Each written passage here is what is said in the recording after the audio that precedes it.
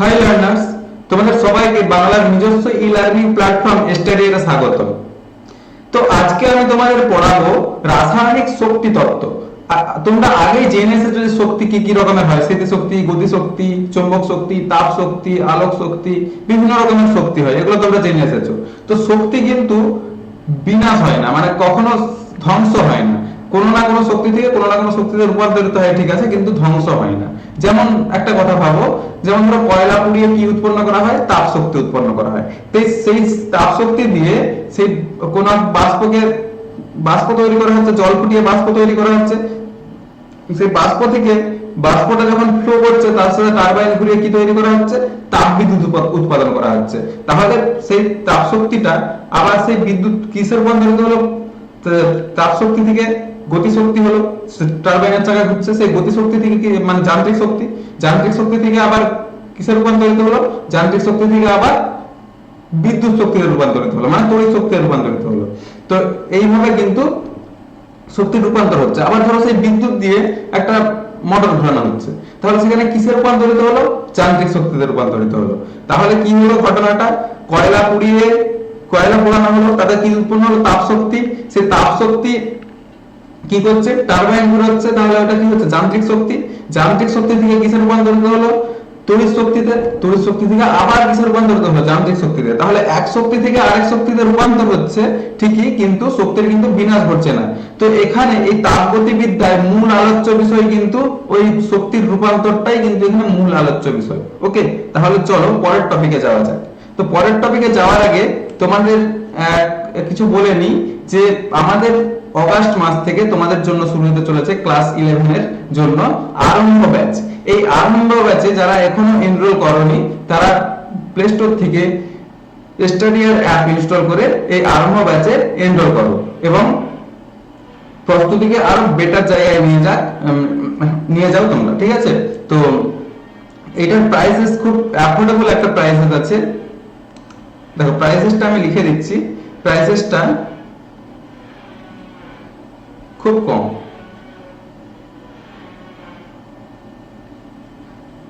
499 এটা বর্তমানে subscription package রয়েছে পার মান্থ। এটা পার মান্থ অল সাবজেক্ট, তোমাদের সব সাবজেক্ট মিলে যে ই নিটের প্রিপারেশন প্রতি মাসে মাত্র 499 টাকায়। এত কমে, এত অ্যাফোর্ডেবল প্রাইসে অন্য কোনো কেউ দিতে পারবে কিনা আমার জানা নেই, মানে এই কোর্সটা কেউ প্রোভাইড করতে পারবে কিনা আমার জানা নেই। তো এই কোর্সটায় এনরোল করতে পারো। ওকে, আর তাহলে দেরি না করে এখনই গিয়ে এনরোল করে নাও, স্টাডিয়ার অ্যাপ ইনস্টল করে এই আরম্ভ ব্যাচে এনরোল করে নাও এবং কালকের প্রস্তুতি শুরু করো আজ থেকে। ওকে, তো চলো বন্ধুরা নেক্সট যে আলোচনা সেটা শুরু করা যাক। দেখো তাপগতিবিদ্যার গুরুত্ব কি কি, মানে তাপগতিবিদ্যা থেকে আমরা কি কি জানতে পারি। দেখো প্রথমত কি বলছে, নির্দিষ্ট উষ্ণতা এবং চাপ এবং গাঢ়ত্বে কোনো রাসায়নিক বিক্রিয়া ঘটবে কিনা। একটা উষ্ণতা আছে, ধরো একটা উষ্ণতা, চাপ এবং গাঢ়ত্বে কোনো রাসায়নিক বিক্রিয়া ঘটবে কিনা, সেটা কি থেকে জানা যায়, তাপগতিবিদ্যা থেকে। সেটা জানতে হলে দরকার তাপগতিবিদ্যা। আচ্ছা, বিক্রিয়াটি ঘটে, যদি ঘটে সেটা কি পরিমাণ ঘটবে সেটা জানার জন্য কি দরকার, তাপগতিবিদ্যা দরকার। তাপগতিবিদ্যার সাহায্য নিতে হবে।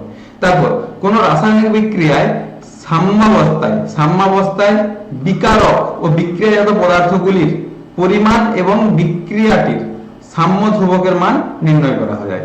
তাহলে কি, কোন রাসায়নিক বিক্রিয়ায় সাম্যাবস্থায় বিকারক ও বিক্রিয়াজাত পদার্থগুলির কি পরিমাণ এবং বিক্রিয়াটির সাম্য ধ্রুবকের মান নির্ণয় করা যায়। তারপর রসায়ন বিজ্ঞানের কিছু গুরুত্বপূর্ণ সূত্র আছে। গুরুত্বপূর্ণ সূত্র বলতে যেমন লঘু দ্রবণ সংক্রান্ত যে ভ্যান টপের সূত্র আছে, তারপর দশা সূত্র, রাসায়নিক সাম্যের সূত্র, এই যে সূত্রগুলো কিছু গুরুত্বপূর্ণ সূত্র যেগুলো খুব ইম্পর্টেন্ট সূত্র, সেইগুলো কি তাপগতিবিদ্যার সাহায্যে প্রমাণ করা যায়। এগুলো যখন প্রমাণ করাবো বা করিয়েছি কিছু কিছু হয়তো, তো দেখেছো তোমরা নিশ্চয়ই যে তাপগতিবিদ্যার সাহায্য আমাকে নিতে হয়েছে। তাহলে বোঝা গেছে প্রত্যেকটা পয়েন্ট, ঠিক আছে। তাহলে প্রথমত কি তাপগতিবিদ্যার গুরুত্ব, যে কোনো নির্দিষ্ট একটা উষ্ণতায়, চাপ এবং গাঢ়ত্বে কোনো রাসায়নিক বিক্রিয়া ঘটবে কিনা সেটা জানতে পারি আমরা তাপগতিবিদ্যার সাহায্য নিয়ে। তারপর বিক্রিয়াটি ঘটে, যদি ঘটে কি পরিমাণ ঘটবে তার জন্য কিসের সাহায্য নিতে হয়, তাপগতিবিদ্যার সাহায্য নিতে হয়। তারপর কোন রাসায়নিক বিক্রিয়ায় সাম্যাবস্থায় বিকারক ও বিক্রিয়াজাত পদার্থগুলির পরিমাণ, বিকারক এবং বিক্রিয়াজাত পদার্থগুলির পরিমাণ এবং সাম্য ধ্রুবক এর মান নির্ণয় করা যায়। তারপর কিছু গুরুত্বপূর্ণ সূত্র আছে, যেমন ভ্যান টপের সূত্র, দশা সূত্র, রাসায়নিক সাম্যের সূত্র, এক্সেট্রা এক্সেট্রা, আরো অনেক সূত্র আছে গুরুত্বপূর্ণ যে সূত্রগুলো, সেগুলো প্রমাণ করতে গেলে তাপগতিবিদ্যার সাহায্য নিতে হয়। ওকে, তাহলে তাপগতিবিদ্যার গুরুত্বটা আশা করি বোঝা গেছে। ওকে, নেক্সট। এবারে দেখো যে তাপগতিবিদ্যার সীমাবদ্ধতা, যেমন গুরুত্ব কিছু রয়েছে সেরকম এর কিছু সীমাবদ্ধতাও রয়েছে। যেমন রাসায়নিক বিক্রিয়ায় গতির হার সম্পর্কে কোনো ধারণা পাওয়া যায় না। তারপর এই কোন বিক্রিয়ার গঠন কৌশল মানে মেকানিজম যেটাকে বলে, ক্রিয়া কৌশল বা মেকানিজম সম্পর্কে কিন্তু ধারণা পাওয়া যায় না। অর্গানিক কেমিস্ট্রিতে তোমরা শিখেছো নিশ্চয়ই বা শিখবে যে মেকানিজম হয়, ঠিক আছে, মানে কোন পথে বিক্রিয়াটা রান করে বা কোন পথে বিক্রিয়াটা এগোয় সেটা কিন্তু মেকানিজমের সাহায্যে দেখানো হয়, ঠিক আছে। যেমন একটা কার্বোক্যাটায়ন তৈরি হচ্ছে, তারপরে কোনো একটা কিছু এসে যুক্ত হচ্ছে বা কিছু একটা সেখান থেকে প্রতিস্থাপিত হচ্ছে। তো এই যে ক্রিয়া কৌশলগুলো, সেই ক্রিয়া কৌশলগুলো তোমরা অর্গানিক কেমিস্ট্রিতে অলরেডি শিখেছো বা শিখবে, আমি শেখাবো। তো এর সম্পর্কে কিন্তু ধারণা পাওয়া যায় না এই তাপগতিবিদ্যার থেকে, ঠিক আছে। ওকে, তারপর কোন বিক্রিয়ার সাফল্য সম্পর্কে জানা যায় না, কতটা সফল হবে বিক্রিয়াটা ঘটবে, ঠিক আছে, ঘটবে কিনা এটা জানা যায়, কিন্তু বিক্রিয়াটা কতটা সফলভাবে ঘটবে সেটা কিন্তু এই তাপগতিবিদ্যা থেকে ধারণা পাওয়া যায় না। ওকে, তারপর অণু, পরমাণু বা আয়নের উপর প্রযোজ্য নয়। তাপগতিবিদ্যা কিসের উপর প্রযোজ্য নয়? অণু, পরমাণু বা আয়নের উপর প্রযোজ্য নয় তাপগতিবিদ্যা। ওকে, বোঝা গেছে। নেক্সট, সিস্টেম এবং পরিবেশ। সিস্টেম, পরিবেশ, সীমানা, দেয়াল, এইগুলো সম্পর্কে এবার একটু জেনে নেব, ঠিক আছে। চলো দেখো সিস্টেমটা কি জিনিস, মানে ওই জড় জগতের যতটুকু অংশ, জগতের পুরো যে জগৎ রয়েছে তার যতটুকু অংশ নিয়ে আমরা আলোচনা করছি। এই যে এই অংশটা, ধরো এই অংশটা নিয়ে তো আলোচনা করব, তো এই অংশটা কি? এই অংশটা হচ্ছে সিস্টেম, ঠিক আছে। এই পুরো অংশটা, এই অংশটা হচ্ছে সিস্টেম, ঠিক আছে। পরিবেশ কি? ওই সিস্টেমটা বাদে, পুরোটা সিস্টেমটা বাদে বাকি যা অংশ পড়ে আছে, এইখানটা এখানটা সব কি? পরিবেশ। আর পরিবেশ এবং সিস্টেমের মাঝে কি আছে? সীমানা, ঠিক আছে। তাহলে সীমানা কি বা পরিসীমা? সিস্টেম ও পরিবেশের মধ্যে যে কাল্পনিক তল, সিস্টেম আর পরিবেশ এর মাঝে যে কাল্পনিক তল, সেটাকে বলা হচ্ছে কি? সীমানা বা পরিসীমা। ওকে, তারপরে আছে দেয়াল। সীমানার জন্য বা পরিসীমা বা সীমানার জন্য যেটা ব্যবহার করা হয় সেটাই কি? দেয়াল। এটা সীমানা। এবার সীমানাটা তৈরি করার জন্য যেটা ব্যবহার করা হয় সেটাই কি? দেয়াল। যেমন এমনিতেও আমরা বাড়ির চারপাশে সীমানা দেবো, সীমানা, ঠিক আছে। তো সীমানা মানে বাউন্ডারি দেবো একটা, তো বাউন্ডারি দেওয়ার জন্য কি তৈরি করতে হয়? দেয়াল তৈরি করতে হয়, বোঝা গেছে। তাহলে আমরা তো এটা বলতেই পারি যে সিস্টেম প্লাস পরিবেশ, এই দুটোকে নিয়ে কি? বিশ্ব। পুরো যে বিশ্ব, সিস্টেমটা বাদ দিয়ে যেটা পড়ে থাকে সেটাই পরিবেশ, আর যেটুকু অংশ নিয়ে আমরা আলোচনা করি সেটা হচ্ছে সিস্টেম। তাহলে সিস্টেম আর পরিবেশ মিলে কি হবে? বিশ্ব, ঠিক আছে, বোঝা গেছে। ওকে, নেক্সট। এবারে দেখো সিস্টেম কি রকমের হয়? মুক্ত সিস্টেম, বদ্ধ সিস্টেম আর হচ্ছে নিঃসঙ্গ সিস্টেম। মুক্ত সিস্টেম, বদ্ধ সিস্টেম আর নিঃসঙ্গ সিস্টেম। ওকে, ঠিক আছে। দেখো বদ্ধ সিস্টেম কি? যেখানে ভর মানে জড় এবং তাপ দুটোই আদান প্রদান ঘটবে। যেই সিস্টেমের মধ্যে জড় এবং তাপ দুটোই আদান প্রদান ঘটবে সেটাকে কি বলা হচ্ছে? মুক্ত সিস্টেম। আর বদ্ধ সিস্টেম কি? যেখানে জড়ের কোনো আদান প্রদান ঘটবে না কিন্তু তাপের আদান প্রদান ঘটবে, সেটা হচ্ছে বদ্ধ সিস্টেম। আর নিঃসঙ্গ সিস্টেম কি? যেখানে কোনোটারই আদান প্রদান ঘটবে না, জড়েরও আদান প্রদান ঘটবে না এবং তাপেরও আদান প্রদান ঘটবে না, সেটা কি? নিঃসঙ্গ সিস্টেম। তাহলে মুক্ত সিস্টেম, বদ্ধ সিস্টেম আর কি? নিঃসঙ্গ সিস্টেম। মুক্ত সিস্টেমের এক্সাম্পল তাহলে কি হবে? উদাহরণ যদি বলি, গ্লাস, কলসি, কাঁচের বিকার, এক্সেট্রা, বেশিরভাগই যা আমরা দেখি বেশিরভাগই মুক্ত সিস্টেম। আচ্ছা, এবার বদ্ধ সিস্টেমের এক্সাম্পল যদি বলি, ধরো ধাতু নির্মিত কোনো আবদ্ধ পাত্র, ধাতু নির্মিত পাত্রে জড়ের আদান প্রদান ঘটবে না, মানে জড় বলতে কি? মানে ভরের কোনো পরিবর্তন হবে না, এরকম ব্যাপারটা। মানে জড় যে বস্তু সেইটার কোনো পরিবর্তন ঘটবে না, মানে বাইরে থেকে এই যে কোনো কণা, কোনো তরল কণা বলে, এখানে ধরো জল আছে, মানে জলের কণা বা কিছু প্রবেশ করতে পারবে না ঠিকই, কিন্তু কি আদান প্রদান ঘটবে, তাপের আদান প্রদান কিন্তু ঘটতে থাকবে। ধাতু নির্মিত পাত্রের মধ্যে দিয়ে, ধাতুর মধ্যে দিয়ে তাপ প্রবাহিত হয়, তাহলে তাপের আদান প্রদান ঘটবে। এইটা ধরনের সিস্টেমকে বলা হচ্ছে বদ্ধ সিস্টেম। আর একটা কি নিঃসঙ্গ সিস্টেম, যেখানে জলেরও আদান প্রদান ঘটবে না এবং তাপেরও আদান প্রদান ঘটবে না, যেমন থার্মোফ্লাস্ক। থার্মোফ্লাস্ক থার্মোফ্লাস্ক থার্মোফ্লাস্কে কি, এবারে থার্মোফ্লাস্কে তাপের আদান প্রদান ঘটে না তা বলছি না, তবে ঘটে যেটা সেটা খুব সামান্য। ধরো একটা থার্মোফ্লাস্কে যদি রেখে দেওয়া হয়, কিছু রাখা হয়, সেটা তো কিছুদিন বাদে ঠান্ডা হবেই। যদি কফি রাখা হয়, সে কি সারা জীবন গরম থাকবে? অনেক দিন বাদে হয়তো হবে ঠান্ডা, কিন্তু মানে নিঃসঙ্গ সিস্টেম বলে অ্যাকচুয়ালি যদি ধরি সেই রকম কিন্তু পৃথিবীতে হয় না কিছু। কিন্তু তবুও যদি ধরা যায় একটা থার্মোফ্লাস্ককে মোটামুটি নিঃসঙ্গ সিস্টেম বলা যায়। অ্যাকচুয়ালি থার্মোফ্লাস্কের মধ্যে দিয়ে যে তাপের আদান প্রদান একদমই হয় না তা নয়, কিন্তু হয় যেটা খুব কম। তো সেই জন্যই এটাকে নিঃসঙ্গ সিস্টেম একটা এক্সাম্পল বলা যায়। ঠিক আছে, ওকে। তো নেক্সট আলোচনা করা যাক ইন্দ্রিয় গ্রাহ্য সিস্টেম। ইন্দ্রিয় গ্রাহ্য সিস্টেম দু ধরনের হয়, একটা হচ্ছে ভর নিরপেক্ষ ধর্ম। ভর নিরপেক্ষ ধর্ম বলতে ইন্টেনসিভ প্রপার্টি, আর একটা হচ্ছে এক্সটেনসিভ প্রপার্টি। ভর নিরপেক্ষ ধর্ম মানে ইন্টেনসিভ প্রপার্টিজ, আর ভর সাপেক্ষ ধর্ম মানে এক্সটেনসিভ প্রপার্টিজ। ওকে, ইন্টেনসিভ আর এক্সটেনসিভ মানে ভর নিরপেক্ষ, আর একটা হচ্ছে ভর সাপেক্ষ। তো ভর নিরপেক্ষ যদি এক্সাম্পল বলি, কি কি হতে পারে ভর নিরপেক্ষ ধর্মের মধ্যে? ভর নিরপেক্ষ ধর্মের যেমন হিমাঙ্ক হতে পারে, তারপরে প্রতিসরাঙ্ক হতে পারে, এগুলো সব হতে পারে। ঠিক আছে, তারপরে উষ্ণতা, এগুলো সব ভর নিরপেক্ষ ধর্ম, মানে ভরের উপর কোনোভাবে ডিপেন্ডেন্ট নয়।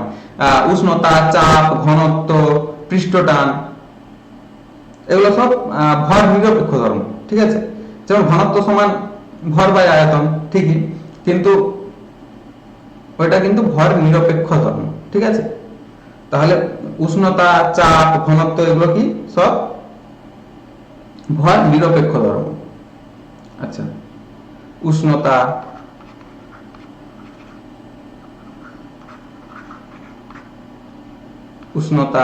তারপরে চাপ, আচ্ছা, পৃষ্ঠটান, তারপরে সান্দ্রতা। আচ্ছা, ঘনত্ব কিন্তু ভর নিরপেক্ষ ধর্ম ঠিক নয়। ঠিক আছে, কারণ ঘনত্ব সমান কি জানি, ভর বাই আয়তন, মানে ভরের উপর কিন্তু ডিপেন্ড করছে, তো ঘনত্ব কিন্তু ভর নিরপেক্ষ ধর্ম হবে না। ঠিক আছে, আচ্ছা, এইগুলো মোটামুটি এক্সাম্পল মনে রাখতে পারো। আচ্ছা, ভর সাপেক্ষ ধর্ম তাহলে কি হবে? ভর সাপেক্ষ ধর্ম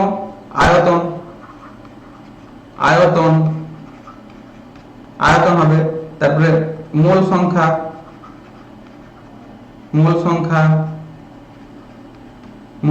তারপরে আন্তঃশক্তিকে ইউ দিয়ে প্রকাশ করা হয়, ইউ, তারপরে এনথালপি,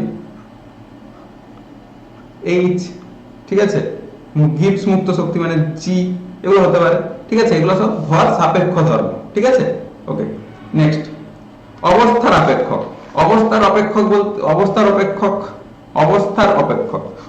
অপেক্ষক কোনগুলোকে বলি দেখো, যেগুলো হচ্ছে পথের উপর নির্ভর করে না, মানে কোন পথে এগোবে সেই পথের উপর কোনোভাবে নির্ভরশীল নয়, অবস্থা অপেক্ষক, সেইগুলোকে বলা হয় অবস্থা অপেক্ষক। বিভিন্ন অবস্থাকে নির্দেশ করার জন্য তাপগতীয় ধর্মগুলির উল্লেখ করার প্রয়োজন হয়, তাদের বলা হয় বিভিন্ন অবস্থার যে নির্দেশ করার জন্য, বিভিন্ন অবস্থাকে নির্দেশ করার জন্য যে তাপগতীয় যে ধর্মগুলোকে উল্লেখ করার প্রয়োজন হয়, সেগুলোকেই বলা হয় অবস্থার অপেক্ষক। ওকে, তো অবস্থার অপেক্ষক যেমন জলের ধর্মটা ব্যাখ্যা করার জন্য অনেক ধর্ম, যেমন জলের কি কি ধর্ম হয়, জলের ঘনত্ব আছে, জলের পৃষ্ঠটান আছে, জলের সান্দ্রতা আছে, ইত্যাদি ইত্যাদি অনেক কিছু আছে, চাপ, আয়তন জনিত এরকম অনেক কিছু রয়েছে। ঠিক আছে, তো এইগুলোকে ব্যাখ্যা করার জন্য, এই যে ধর্মগুলোকে ব্যাখ্যা করার জন্য কিসের প্রয়োজন না, বিভিন্ন অবস্থার অপেক্ষকের প্রয়োজন। তো অবস্থার অপেক্ষক কিন্তু একটা বিশেষ একটা ধর্ম। ঠিক আছে, তো এইভাবে যদি দেখি, কিছু পরিমাণ ধর জল আছে, সে জলকে দুটো উপায়ে একই উষ্ণতায় আনা যায়। কি ভাবে? দুটো উপায় অবলম্বন করে একই উষ্ণতায় আনতে পারবো।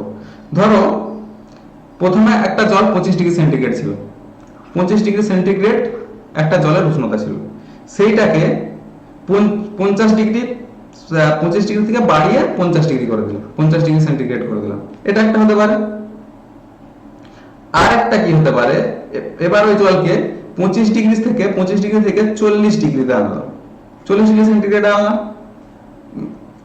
তারপরে ঠান্ডা করে, ঠান্ডা জলের উষ্ণতা কত আনা হলো, 30°তে। কোন একটা ঠান্ডা জলের উষ্ণতা 30°তে আনলাম, এইভাবে হতে পারে। এরপর ওই জলকে আবার উত্তপ্ত করলাম, উত্তপ্ত করে আবার 50°C আনা হলো, মানে ঘুরিয়ে না দেখানো আর কি। মানে 25°C থেকে 40° করলাম, তারপর ঠান্ডা করে 30° করলাম, 30° করে আবার 50° করলাম, ঠিক আছে। তো এই দুভাবে করা যায় কিন্তু। তো যেই পথেই করি না কেন, এগুলো কিন্তু কোনো পথের উপরেই কিন্তু কোনো ডিপেন্ড করছে না, শেষে 50° হবে। এই যে 50° তাপমাত্রা হলো, যে এই পথে করলাম এই 50° আলাদা রকম, বা এই পথে করলাম এই 50° আলাদা রকম, এরকম কিন্তু কোনো ব্যাপার নেই, ঠিক আছে। তো এই যে অপেক্ষক, এই যে তাপগতীয় অপেক্ষক, এই তাপগতীয় অপেক্ষক গুলোকে বলা হয় অবস্থার অপেক্ষক, ঠিক আছে। তো অবস্থার অপেক্ষক আর কি কি হতে পারে, আয়তন হতে পারে, মানে ভি, চাপ পি, তারপরে তাপমাত্রা টি, তারপর আন্তঃশক্তি ইউ, ঠিক আছে। তারপরে হচ্ছে এনথালপি এইচ, এনথালপিকে এইচ দিয়ে প্রকাশ করা হয়, এগুলো মনে রাখবে একটু। এন্ট্রপি এস, তারপরে গিবস ফ্রি এনার্জি জি, এক্সেট্রা এক্সেট্রা, আর অনেক কিছু কিন্তু হয়, ঠিক আছে। তো অবস্থার অপেক্ষক ব্যাপারটা বোঝা গেল আশা করি, ঠিক আছে। নেক্সট, এবার আছে তাপগতীয় প্রক্রিয়াগুলো কি কি আছে। তাপগতীয় প্রক্রিয়াগুলো যেগুলো রয়েছে দেখো, সমষ্ণ প্রক্রিয়া, রুদ্ধ তাপীয় প্রক্রিয়া, সমচাপীয় প্রক্রিয়া, সম আয়তনিক প্রক্রিয়া, আর হচ্ছে আবর্ত প্রক্রিয়া। সমষ্ণ প্রক্রিয়া অর্থাৎ আইসোথার্মাল প্রসেস, রুদ্ধ তাপীয় প্রক্রিয়া অ্যাডিয়াবেটিক প্রসেস, সমচাপীয় প্রক্রিয়া আইসোবারিক প্রসেস, সম আয়তনিক প্রক্রিয়া আইসোকোরিক প্রসেস, আবর্ত প্রক্রিয়া কি সাইক্লিক প্রসেস। সমষ্ণ প্রক্রিয়া মানে আইসোথার্মাল প্রসেস, এটা আইসোথার্মাল মানে কি তাপমাত্রাটা স্থির, মানে ডেল টিটা মানে তাপমাত্রার স্থির আছে, মানে কি পরিবর্তনটা কি জিরো, তাই তো। রুদ্ধ তাপীয় প্রক্রিয়া মানে তাপের কোনো পরিবর্তন হবে না, তাপের আদান প্রদানটা জিরো, তাহলে কি ডেল কিউ, যদি আমি তাপটাকে কিউ দিয়ে প্রকাশ করি সেটা জিরো, ওকে।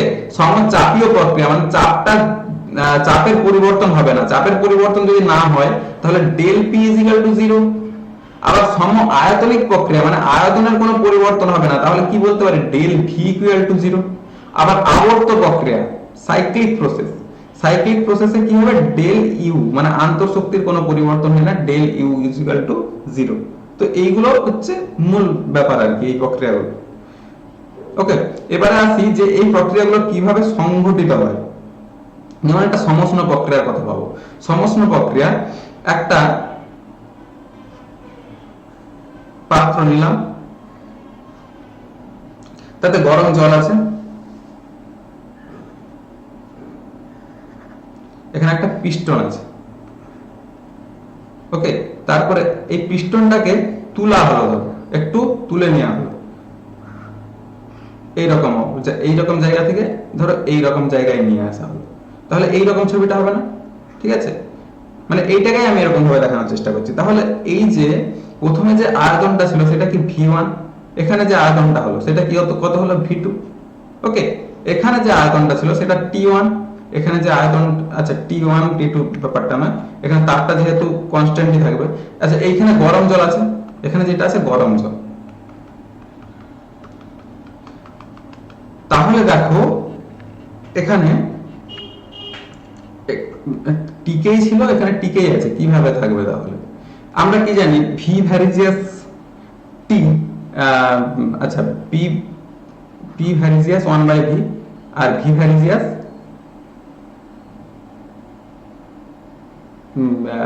চার্লসের সূত্র দিয়ে কি জানি, ভি ভ্যারিজিয়াস টি, তাই তো, ভি ভ্যারিজিয়াস টি, ঠিক আছে। যাই হোক, তো পি ভ্যারিজিয়াস 1/v এটা আমরা জানি, পি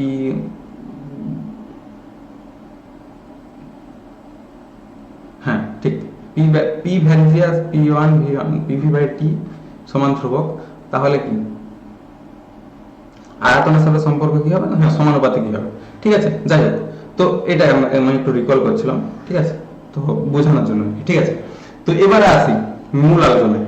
তো দেখো এই আয়তনটা প্রথমে V1 ছিল, সেটাকে যখন V2 করলাম, মানে পিস্টনটাকে একটু উপর দিকে তুললাম, তখন কি হবে, আয়তন মানে তাপমাত্রাটা একটু কমে যাবে। তাপমাত্রাটা যেটা কমবে, যেই পরিমাণ কমবে, সেই পরিমাণ তাপ কোথা থেকে নেবে, এই যে গরম জলের পাত্র আছে এইখান থেকে উষ্ণতাটাকে তাপটাকে গ্রহণ করে নেবে, দিয়ে সেই তাপটাকে মেকআপ করবে। তাহলে যেই তাপটা ওখানে কমলো, এটা তোলার ফলে এখানে আয়তনটা বাড়ার জন্য সেই তাপটা কোথা থেকে মেকআপ করছে, এই জায়গা থেকে, এই জায়গা থেকে মেকআপ করে নিচ্ছে, মানে এই এখানে গরম জল, ফুটন্ত জল আছে, ফুটন্ত জল থেকে সেই তাপটা নিয়ে নিচ্ছে। তাহলে V1 থেকে V2 হলো। তাহলে এখানে যখন মানে এখানে যখন এমনি ছিল এরকম, তখন কি চাপ বা আয়তনটা কি ছিল, কম ছিল। যখনই এখানে তুলে নেওয়া হলো, তখন তাপটা কিছুটা কমবে, ঠিক আছে, কমবে, কিন্তু সেই যে কমলো, সেই তাপটা যে কমলো, সেই তাপটা কোথা থেকে নিয়ে নেবে, আবার এই যে ফুটন্ত জল আছে এখান থেকে শোষণ করে নিল। দিয়ে কি হলো না, উষ্ণতাটা কিন্তু T থেকে T থাকলো। তাহলে তাপমাত্রার কোনো কিন্তু পরিবর্তন হলো না। তাহলে ডেল টি ইকুয়াল টু কি হচ্ছে, 0। বোঝা গেছে? এটা কি আইসোথার্মাল প্রসেস, ঠিক আছে, মানে সমউষ্ণ প্রক্রিয়া, সমউষ্ণ, সম উষ্ণ, ঠিক আছে, বোঝা গেছে? এবারে পরের প্রসেস, রুদ্ধ তাপীয় প্রক্রিয়া। রুদ্ধ তাপ মানে তাপ রুদ্ধ, মানে তাপের আদান প্রদান ঘটবে না, মানে এমন একটা দেয়াল দিয়ে তৈরি করা হলো যেখান দিয়ে তাপের কোনো আদান প্রদান হয় না।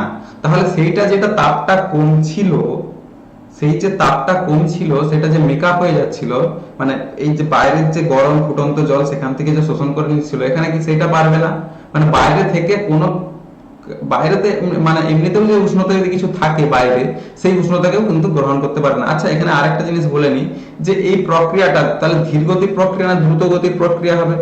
এই প্রক্রিয়াটা ধীর গতির প্রক্রিয়া, ধীর গতির প্রক্রিয়া। কারণ দেখো এইখানে যে তাপটা, তাপটা যে আদান প্রদান হবে সেটা হতে তো একটা সময় লাগবে, তাই না?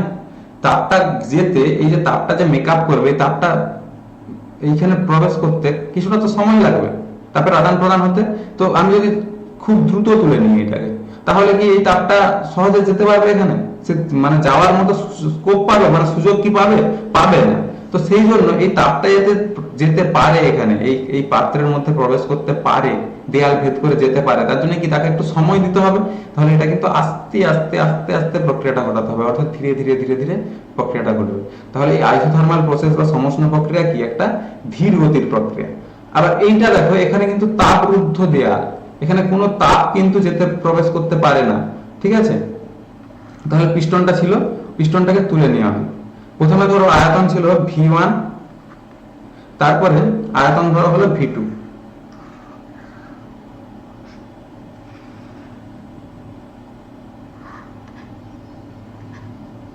আয়তন হলো V2।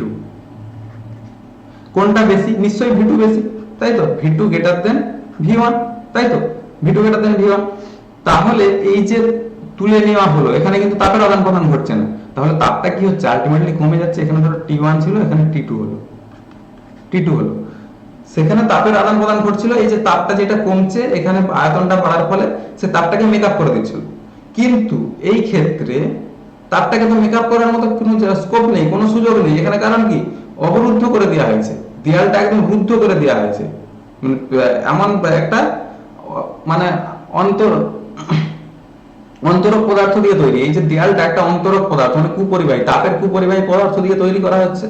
তাপের আদান প্রদান যাতে না ঘটতে পারে, তাহলে তাপের আদান প্রদান যদি না ঘটে, এখানে তাপটা যে কমে যায়, যদি কমেই থাকবে, সেটা তো বাড়ানোর কেউ নেই, কারণ এখানে তো একদম অবরুদ্ধ করে দেওয়া হয়েছে, তাপ রুদ্ধ করে দেওয়া হয়েছে, তাই না?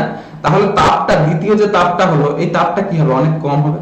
তাহলে T1 গ্রেটার দেন T2, T1টা অবশ্যই বেশি হবে, এই তাপটা একটু বেশি ছিল, এই তাপটা কি হলো, কমে গেল। এটা কি, রুদ্ধ তাপীয় প্রক্রিয়া। আচ্ছা, রুদ্ধ তাপীয় প্রক্রিয়া তাহলে ধীর গতির প্রক্রিয়া না দ্রুত গতির প্রক্রিয়া? না, দ্রুত গতির প্রক্রিয়া। কারণ যদি এটাকে সময় দেওয়া হয়, তাহলে বাইরে থেকে তাপ, মানে একদম অন্তরক পদার্থ তো নয়, সমস্ত পদার্থের মধ্য দিয়ে সামান্য হলেও তাপ পরিবাহিত হয়, সামান্য হলেও, খুব সামান্য হলেও। তো যদি খুব সময় দিয়ে দেওয়া হয়, তাহলে কি হবে, সেখান দিয়ে তাপ চলে যাবে, তাহলে এই প্রক্রিয়াটাকে ঘটানো সম্ভব হবে? এটা রুদ্ধতাপীয় প্রক্রিয়া কি থাকবে? এটা যেহেতু তাপ প্রবেশ করে যাবে দিয়ে সেই তো আগের মতনই ঘটনা ঘটে যাবে। তাহলে সেই জন্য এটাকে দ্রুত ঘটাতে হয় যাতে তাপ আদান প্রদান হওয়ার কোনো সুযোগটাই না পায়। ঠিক আছে, বোঝা গেছে? ওকে, এবার আছে সমচাপীয় প্রক্রিয়া। মানে চাপটা সমান, মানে চাপের পরিবর্তন জিরো হয়ে যায়, মানে del p equal to zero, del p equal to zero. এটা আমি আগেই বলেছি, সমচাপীয় প্রক্রিয়া। তাহলে সমচাপীয় প্রক্রিয়া কিরকম হবে? তাহলে এই যে, আচ্ছা এটা একটু বড় আঁকা হয়ে গেল। ওকে,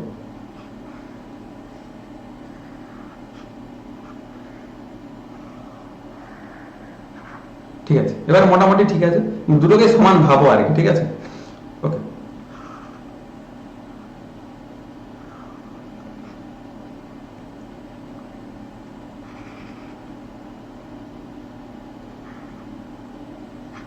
ঠিক আছে, আচ্ছা আয়তনটাকে বাড়িয়ে দিলাম। এটা আয়তন ছিল ধরো V1 আর এটা হয়ে গেল V2। ঠিক আছে, আচ্ছা এখানে উষ্ণতা ছিল T1, এখানে হয়ে গেল T2। তাহলে উষ্ণতা T1 থেকে T2 হলো আর আয়তন V1 থেকে V2 হলো। T, V আর P মানে চাপ, আয়তন, উষ্ণতা এগুলো কি পরস্পর রিলেটেড? আমরা কি জানি P ভ্যারিজিয়াস 1/V। তাহলে আয়তন যদি বেড়ে যায়, আয়তন যদি বেড়ে যায়, আয়তন বেড়ে গেল, আয়তন বেড়ে গেলে কি তাহলে কি চাপ কি হলো? কমে গেল। সাধারণভাবে যদি আমরা দেখি চাপ কমে গেল। চাপ যদি কমে যায় তাহলে উষ্ণতাটাকে যদি সেই সময় আমি বাড়িয়ে দিই তাহলে চাপটা আবার সেম হয়ে যাবে। ঠিক আছে, উষ্ণতা বাড়িয়ে দেওয়া হলো। উষ্ণতা বাড়িয়ে দিলে আমরা কি জানি গ্যাসের অণুগুলোর গতি বৃদ্ধি পায়। গ্যাসের অণুগুলোর যদি গতি বৃদ্ধি পায় তাহলে কি হবে? পাত্তার দেয়ালে ধাক্কার সংখ্যা বাড়বে। তাহলে ধাক্কার সংখ্যা বাড়লেই কি চাপ বাড়বে, তাই না? এগুলো আমরা জানি গ্যাসের গতীয় তত্ত্ব থেকে। তাহলে সেই সময় তাপটাকেও বাড়িয়ে দেওয়া হলো। তাহলে কোনটা বেশি হবে? T1 বেশি না T2 বেশি? T2টা বেশি। T1 এর থেকে T2টা বেশি। ঠিক আছে, আবার এখানে V1 বেশি না V2 বেশি? অবশ্যই V2 বেশি। V2 বেশি V1 এর থেকে। V1 greater than V2 greater than V1, আবার T2 গ্রেটার দেন T1। তাহলে এই যে প্রক্রিয়াটাই কি হলো? চাপটা আলটিমেটলি সেম থাকলো। এখানেও P ছিল, এখানেও P থাকলো। তাহলে ডেল P ইকুয়াল টু কি হলো? 0। তাহলে এইটাই কি সমচাপীয় প্রক্রিয়া। এটা কি সমচাপীয় প্রক্রিয়া বা আইসোবারিক প্রসেস। ওকে, নেক্সট সম আয়তনিক প্রক্রিয়া। মানে এক্ষেত্রে কি রাখা হচ্ছে? আয়তনটাকে সমান রাখা হচ্ছে, বাকি যে গুলো রয়েছে সেগুলোকে চেঞ্জ করা হচ্ছে। তাহলে আয়তনটা সমান, এখানেও যে আয়তন এখানেও তাই আয়তন একই, আয়তনটা সেম। এখানেও ভি, এখানেও ভি। ভিটাকে যদি সমান রাখতে হয়, কিন্তু আমি বাড়াচ্ছি কি উষ্ণতা বাড়াচ্ছি বা চাপ বাড়াচ্ছি, যদি বাড়াতে হয় তাহলে কি করতে হবে? উষ্ণতা যদি বাড়াতে হয় তাহলে কি হবে? চাপ কমাতে হবে, তাই না? উষ্ণতা বাড়িয়ে দিলে কি হবে? চাপ কমিয়ে দিতে হবে। তাহলে দেখো এখানে P1, এখানে P2, চাপটা P1 P2, এখানে T1, এখানে T2। তাহলে যদি T2 গ্রেটার দেন T1 হয়, মানে T2টা এই তাপমাত্রাকে আমি বৃদ্ধি করেছি, তাপমাত্রাকে যদি আমি বৃদ্ধি করি তাহলে চাপটা কি হবে? চাপটা কমিয়ে দিতে হবে। তাহলে P1টা অবশ্যই P2 থেকে বেশি হবে। বোঝা গেছে? তাহলে আমি উষ্ণতা বাড়িয়ে দিয়েছি, আয়তনটাকে সমান রাখতে চাই, আয়তন সমান রাখতে চাই কিন্তু উষ্ণতা বাড়িয়ে দিয়েছি, উষ্ণতা বাড়িয়ে দিয়েছি তাহলে কি হবে? চাপটাকে কমিয়ে দিতে হবে। বোঝা গেছে? ওকে, নেক্সট। তাহলে এই প্রক্রিয়াগুলো মোটামুটি তোমরা বুঝতে পেরেছো, মোটামুটি কেন ভালোভাবে আশা করি বুঝতে পেরেছো। ঠিক আছে, এবারে আসা যাক চাপ আয়তনিক কার্য। চাপ আয়তনিক কার্য, চাপ আয়তনিক কার্য এটা একটু ম্যাথমেটিক্যাল এক্সপ্রেশন করে আমি তোমাদের বোঝাবো। তো ঠিক আছে, তো চলো দেখো, এমনিতে আমরা কি জানি? চাপ সমান কি জানি? চাপকে আমি পি দিয়ে, পি হচ্ছে পি সমান কি জানি? বল বাই ক্ষেত্রফল। চাপ সমান বল বাই ক্ষেত্রফল মানে এফ বাই এ, এটা আমরা জানি। ঠিক আছে, তাহলে বল সমান মানে ফোর্স, ফোর্স সমান কি হবে? পি ইন্টু এ, চাপ ইন্টু ক্ষেত্রফল। তাহলে বল সমান কি হবে? চাপ ইন্টু ক্ষেত্রফল। এটা থেকেই দিলাম, বুঝতে পেরেছো? ঠিক আছে, ওকে। এবারে তাহলে দেখো ক্ষেত্রফল সমান কি হবে? তাহলে ক্ষেত্রফল সমান, আচ্ছা এটা এফ সমান নয়, এটা ভুল করলাম একটু, না এফ সমানই তো, এফ সমান পি ইন্টু এ, এফ সমান পি ইন্টু এ।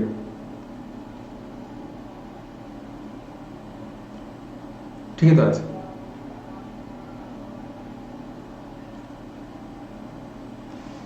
চাপ সমান বল বাই ক্ষেত্রফল, তাহলে বল সমান কি চাপ ইনটু ক্ষেত্রফল। ঠিক আছে, ঠিক আছে। আচ্ছা, এবারে দেখো DW মানে কার্য, ওয়ার্ক ডান, ওয়ার্ক ডানটাকে আমি DW ধরছি, মানে W মানে ওয়ার্ক। তো ওয়ার্ক ডান মানে ওয়ার্ক ডানের যে পরিবর্তন সেটা DW সমান কি হবে তাহলে ওয়ার্ক ডান মানে যদি ঋণাত্মক চিহ্ন দিই, ঋণাত্মক চিহ্নের মানে হচ্ছে সিস্টেম নিজে কাজ করবে। তো সিস্টেম নিজে কাজ করছে বলে মাইনাস চিহ্ন পি এ, এটা কি বল, আর কি জানি বল ইনটু সরণ মানে কার্য। তো সরণ মানে কি একটা দৈর্ঘ্য, সেই নির্দিষ্ট দৈর্ঘ্য বরাবর একটা সরণ ঘটেছে, তাহলে সেটাকে ধরছি ডিএল। সেই যে পিস্টনটা যতটা সরেছে সেটাকে আমি ধরছি ডিএল। ধরো এখানে একটা পিস্টন ছিল, পিস্টনটা এরকম ছিল, এরকম জায়গায় ছিল, সেটা এই এতটা হয়তো সরণ ঘটল, এতটা। তাহলে এই যে ডিসটেন্সটা, এই ডিসটেন্সটাকে ডিএল ধরা হচ্ছে, ডিএল।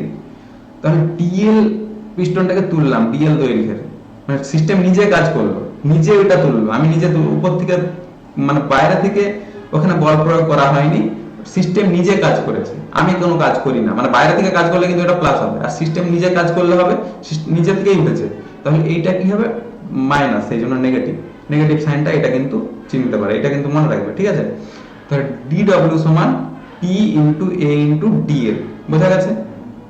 ওকে, এবার তাহলে দেখো A ইনটু DL মানে ক্ষেত্রফল ইনটু উচ্চতা। আমরা মানে ক্লাস 10 এ তোমরা কিসে বলে ওটাকে কি বলে ওই ক্ষেত্রটাকে?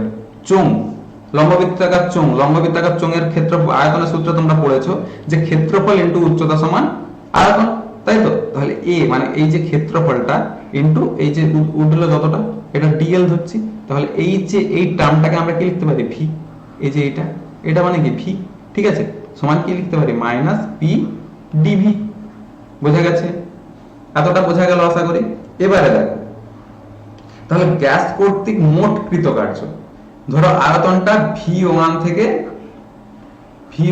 হয়েছে V1 থেকে V2 হয়েছে, তাহলে ওই সিস্টেম মানে ওই গ্যাস কতটা কার্য করলো সেটা হিসাব করতে গেলে ইন্টিগ্রেশন করতে হবে। তাহলে ইন্টিগ্রেশন করি দুই দিকে, DW সমান মাইনাস ইন্টিগ্রেশন পিডিভি V1 থেকে হয়েছে কত?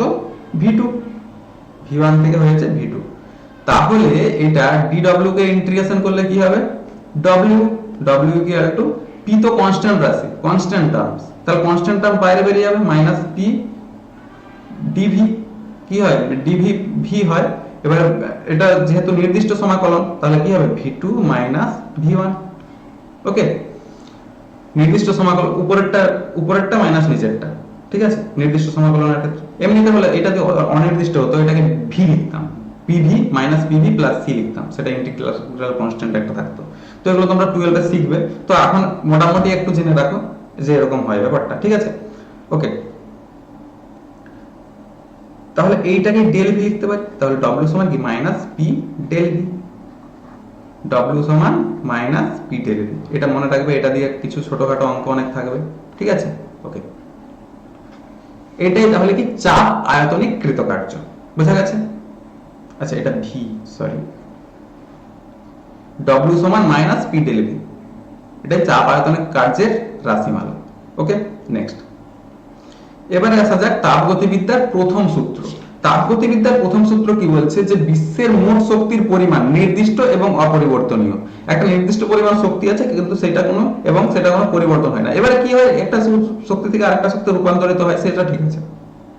যেমন তাপ শক্তি থেকে আলোক শক্তি হলো, আলোক শক্তি থেকে চৌম্বক, আলোক শক্তি থেকে অন্য কোনো একটা শক্তি হলো, আলোক শক্তি থেকে যাও একটা হচ্ছে। তো এই যে এইগুলো ঘটতে থাকে, তো কিন্তু শক্তির পরিবর্তন হয়, ঠিক আছে, কিন্তু শক্তির কোনো মানে বিনাশ ঘটে না। একটা মোট শক্তির যে পরিমাণ সেটা নির্দিষ্ট এবং অপরিবর্তনীয়, ঠিক আছে। শক্তির পরিমাণটা, শক্তির যে বিভিন্ন রকম যে শক্তি আছে সেই রূপান্তরটা হতে পারে, যেমন তাপ শক্তি থেকে গতি শক্তি, মানে যান্ত্রিক শক্তি থেকে তাপ শক্তি থেকে আলোক শক্তি, এগুলো হচ্ছে, ঠিক আছে। কিন্তু মোট যে শক্তি, পৃথিবীর মোট শক্তি একদম নির্দিষ্ট এবং অপরিবর্তনীয়। এটা হচ্ছে তাপগতিবিদ্যার প্রথম সূত্র। এটাকে আরেকভাবে বলা যায় যে শক্তির অপচয় ছাড়া, শক্তির অপচয় ছাড়া কিন্তু অবিরামভাবে কোনো যন্ত্র কাজ করতে পারে না। কিন্তু একটা জিনিস মনে রাখবে, শক্তির অপচয় ছাড়া, শক্তির অপচয় হবেই, শক্তির অপচয় ছাড়া অবিরাম কোনো যন্ত্র কাজ করতে পারে না। শক্তির যদি না অপচয় হতো তাহলে তো মানে কোনো কিছুই লাগতো না, আমাদের পেট্রোল লাগতো না, ডিজেল লাগতো না, কোনো কিছুই লাগতো না, কোনো অপচয় যদি না হতো। অপচয় তো হবেই, শক্তির অপচয় হবে, বা অপচয় যদি না হতো অনেক কম খরচ হতো এগুলো, মানে একটা গাড়ি চলতেই থাকতো চলতেই থাকতো চলতেই থাকতো চলতেই থাকতো, এরকম ব্যাপারটা আর কি। তো এইটা কিন্তু ঘটতেছে, কিন্তু শক্তির অপচয় ঘটবেই, কোনো যন্ত্র কাজ করতে গেলে শক্তির অপচয় ঘটাবে, এটা স্বাভাবিক। ঠিক আছে, তো এবার কিছু জিনিস জেনে রাখুন যে এই এইটা বুঝতে হলে কিছু জিনিস জানতে হবে। এখান থেকে কিছু যেগুলো আমরা জানলাম, ডেল ইউ মানে আন্তঃশক্তির পরিবর্তন, এটা সমান কিউ প্লাস ডব্লিউ। কিউ মানে তাপ আর ডব্লিউ মানে কার্য। ঠিক আছে, আচ্ছা তাহলে কিউ সমান কি হবে? কিউ সমান কি লিখতে পারি? তাহলে কিউ সমান del U minus W, del U minus W. Okay, আচ্ছা এইটা হচ্ছে সাধারণ একটা ফর্ম, এটা কিন্তু মনে রাখো, এই সূত্রটা একটু মনে রাখবে। এটা দিয়ে ছোটখাটো অঙ্কও থাকে, বা এটা দিয়ে আমি পরবর্তীকালে কিছু করাবো, কিছু তাপ বিভিন্ন যে প্রক্রিয়াগুলো সেগুলোর গাণিতিক রূপগুলো এখান থেকে করবো। ঠিক আছে, তাহলে ডেল ইউ সমান কিউ প্লাস ডব্লিউ, এটা মনে রাখবে। ওকে, এবার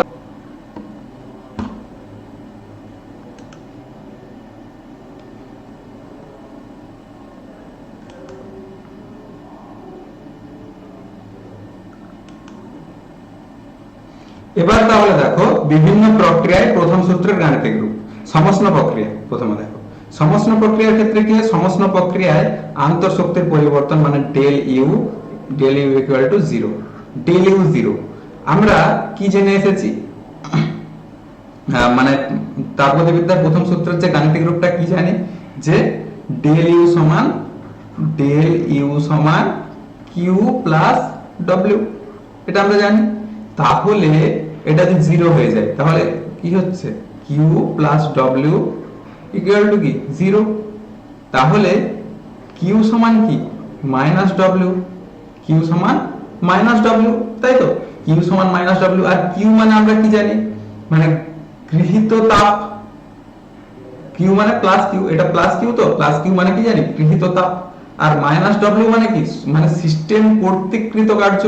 তাহলে সিস্টেম, এটা থেকে কি বলতে পারি, যে সিস্টেম কর্তৃক কৃত কার্যের পরিমাণ সিস্টেম দ্বারা গৃহীত তাপের সমান।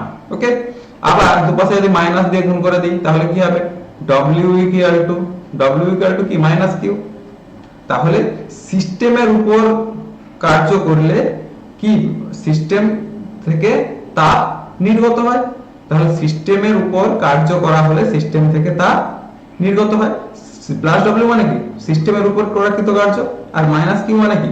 সিস্টেম কর্তৃক বর্জিত তাপ। তাহলে কি সিস্টেমের উপর কার্য করলে সিস্টেম কি তাপ বর্জন করে। ওকে, রুদ্ধতাপীয় প্রক্রিয়া, রুদ্ধতাপীয় প্রক্রিয়ায় কি হয়? রুদ্ধতাপীয় প্রক্রিয়ায় কিউ সমান জিরো, এখানে যেমন ডেল ইউ সমান জিরো, এখানে কি কিউ সমান জিরো। কিউ সমান জিরো, তাহলে এখানে কিউ এর জায়গায় যদি জিরো বসাই, এই সূত্র থেকে, এই সূত্রে কিউ এর জায়গায় জিরো যদি বসাই তাহলে ডেল ইউ সমান কি? ডব্লিউ, ডেল ইউ সমান ডব্লিউ। ওকে, তাহলে ডেল ইউ সমান প্লাস ডব্লিউ, তাহলে ডেল ইউ সমান যদি প্লাস ডব্লিউ হয় তাহলে এটাকে যদি আমি 1 নম্বর দিই, তাহলে 1 নম্বর যে সূত্রটা, 1 নম্বর যেটা পেলাম, 1 নম্বর যে ইকুয়েশনটা, ওটা থেকে কি বলতে পারি?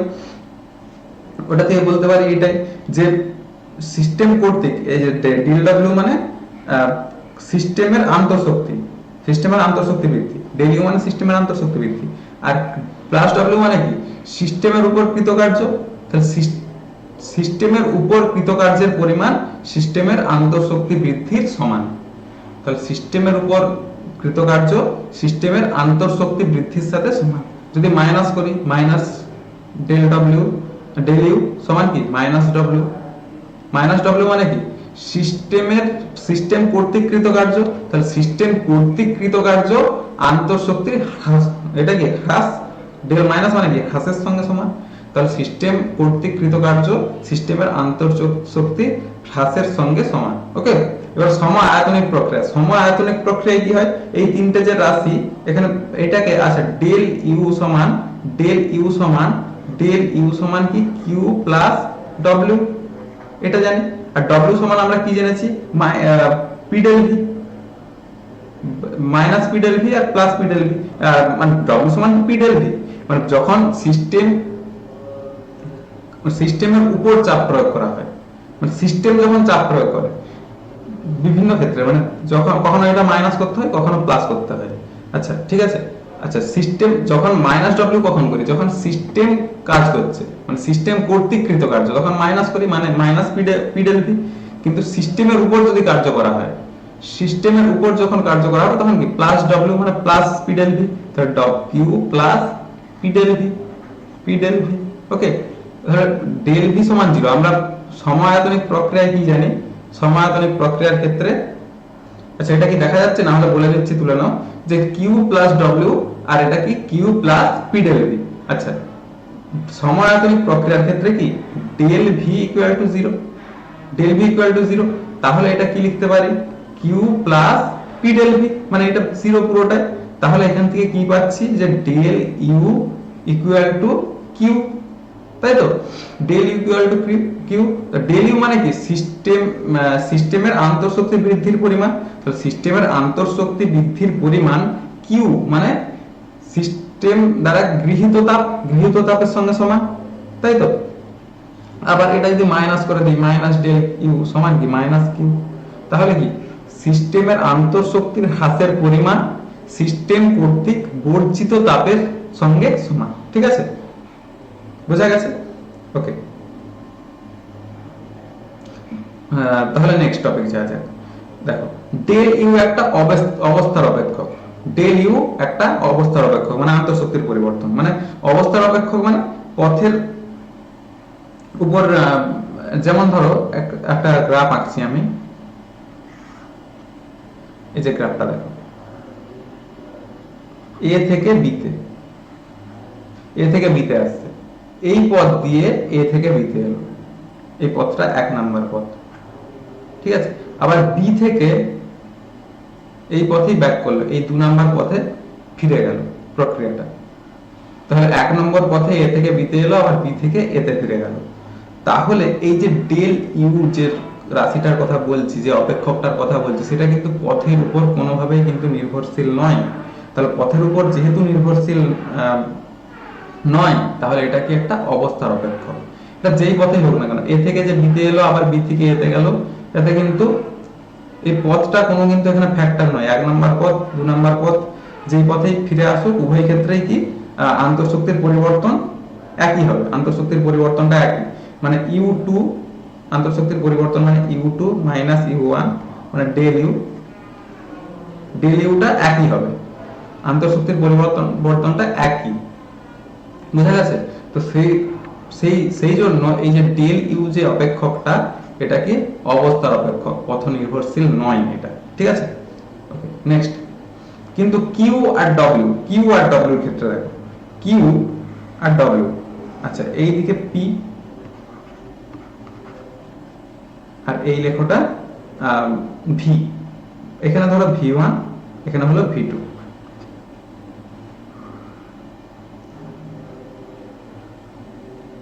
এটা হচ্ছে কার্যের পরিমাণ, এই ক্ষেত্রফলটা হচ্ছে কার্যের পরিমাণ। এই কার্যের পরিমাণটা আছে এ বি, এই যে পথে গেল, এই যে এ থেকে বি পথে এলো, তাহলে কার্য কোনটা, এই যে ক্ষেত্রফলটা পি ইন্টু ভি, তাই তো, পি ডেল ভি, কার্য সমান কি পি ডেল ভি, তাহলে পি ইন্টু ডেল ভি, এই যে এটা পি ইন্টু ডেল ভি, মানে এটা গুণ করতে হবে এই যে ক্ষেত্রফলটা, এই যে এর যে ক্ষেত্রফল, মানে এ বি যে পথে গেল, এই যে ক্ষেত্রফলটাকে চিহ্নিত করছি, এই যে এরিয়াটা, এটাই কি কার্যের মান, তাই তো। তাহলে এটা কি পথের উপর নির্ভর করছে। আবার যদি এই পথে যেত, এরকম পথে যেত, V1 থেকে V2, এটা P, এই পথে যদি যেত, এ থেকে বি, এইভাবে যদি যেত এ থেকে বি, তাহলে একটা আয়তক্ষেত্র আর একটা ট্রাপিজিয়াম, দুটোর কি ক্ষেত্রফল একই নাকি? আলাদা রকম হবে, আলাদা ক্ষেত্রফল হবে। এইটার এই ক্ষেত্রের ক্ষেত্রফল আর এই ক্ষেত্রের ক্ষেত্রফল আলাদা হবে নিশ্চয়ই, তাহলে কার্যের পরিমাণ কিন্তু ভিন্ন হচ্ছে। তাহলে কিউ আর ডব্লিউ কি পথের উপর কিন্তু ডিপেন্ড করছে। তাহলে কিউ যদি কিউটা কিভাবে ডিপেন্ড করছে এবারে দেখো, তাহলে কিউ সমান কি ডেল ইউ মাইনাস ডব্লিউ। এইটা কি পথের উপর নির্ভরশীল রাশি নয়, এটা পথের উপর নির্ভরশীল রাশি যেহেতু নয়, তাহলে পথের উপর নির্ভরশীল নয় ঠিকই, কিন্তু ডব্লিউটা এই ক্ষেত্রে হয়তো বাড়ছে বা কমছে, তাহলে এই ক্ষেত্রে ধরো বাড়ছে, ধরে এটাই বাড়ছে, যদি বাড়ে তাহলে কিউটা কি হবে, কমবে। এটা যত বাড়বে কিউটা তত কমবে, আবার এটা যত কমবে কিউটা তত বাড়বে। তাহলে আলটিমেটলি কি এই ডব্লিউ যদি পথের উপর ডিপেন্ড করে তাহলে কিউও কি ডিপেন্ড করছে। তাহলে কিউ আর ডব্লিউ কি অবস্থার অপেক্ষক নয়, এগুলো কি পথ অপেক্ষক, মানে পাথ ফাংশন। বুঝা গেছে? ওকে, এবারে দেখো সিস্টেমের উপর ভৌত রাসায়নিক পরিবর্তনে এনথালপি পরিবর্তনের গণনা ক্যালকুলেশনটা করবো এবার। ঠিক আছে, ধরো আন্তঃশক্তি U1 ছিল, U1 থেকে U2 হলো, আয়তন V1 থেকে V2 হলো। ঠিক আছে, আয়তন V1 থেকে V2 হলো, আর P স্থির চাপে, একটা স্থির চাপ P, তে ওই সিস্টেমটা তাপ গ্রহণ করেছে QP পরিমাণ তাপ গ্রহণ করেছে। ঠিক আছে, ওকে, তাহলে এটা কি প্রাথমিক আন্তঃশক্তি, এটা কি অন্তিম আন্তঃশক্তি। প্রাথমিক আয়তন, অন্তিম আয়তন, ওই স্থির চাপে কোন একটা স্থির চাপে কোন তাপ গ্রহণ করেছে কত, QP পরিমাণ। ঠিক আছে, তাহলে কি লিখতে পারি, ধরো এখানে এনথালপির পরিবর্তন হয়েছে, ধরো H1 থেকে H2 হয়েছে, H1 থেকে H2 হয়েছে এনথালপির পরিবর্তন। ঠিক আছে, তাহলে H1 সমান এনথালপি H1 সমান জানি আমরা H সমান U প্লাস PV, এটা মনে রাখবে, H সমান U প্লাস PV। তাহলে H1 সমান U1 প্লাস PV1, পিটা তো কনস্ট্যান্ট, ভিটা কিন্তু কনস্ট্যান্ট না, আর ইউটাও কনস্ট্যান্ট না, এইটাও কনস্ট্যান্ট না। তাহলে এটা বোঝা গেছে, H সমান U প্লাস PV, এটা মনে রাখবে। তাহলে সেটা থেকে এটা লিখতে পারি। আবার H2 সমান U2 প্লাস PV2। ঠিক আছে, তাহলে এই যে পরিবর্তনটা এনথালপির যে পরিবর্তন, এনথালপির পরিবর্তন মানে H2 minus H1, H2 minus H1, H2 minus H1 সমান কি হবে, তাহলে H2 এর মান বসাই, তাহলে U2 plus PV2 minus U1 minus PV1। ঠিক আছে, সমান কি হচ্ছে, U2 মাইনাস U1 মাইনাস নয়, এটা প্লাস হবে তাই তো, প্লাস P যদি বলি এটা কত হবে, V2 মাইনাস V1, তাই তো। তাহলে U2 মাইনাস U1 কে কি বলা হয়, ডেল U, আর এটা কি del H, H2 minus H1 মানে ডেল H সমান del U plus P del V, del H সমান del U plus P del V। এটা বোঝা গেছে এতটা? ওকে, এবারে নেক্সট, আবার ডেল U সমান আমরা কি জানি, ডেল U সমান